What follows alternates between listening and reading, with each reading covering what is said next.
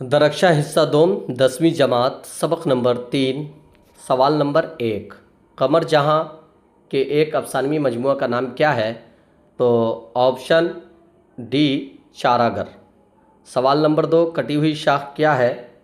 तो जवाब होगा ऑप्शन सी अफसाना। सवाल नंबर 3। कमर जहाँ का ताल्लुक़ बिहार के किस ज़िला से है?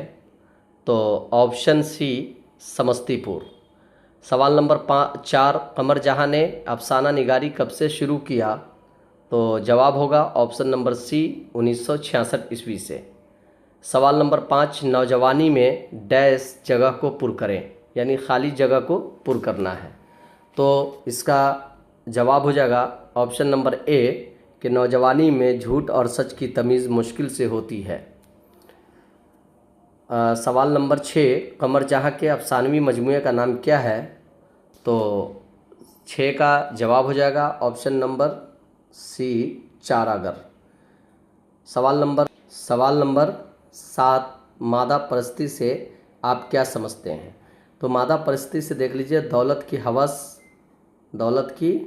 हवस और दुनियावी ऐशो इशरत से मोहब्बत, ये दोनों होगा। तो ऑप्शन नंबर सी इसका हो जाएगा, ए और बी दोनों।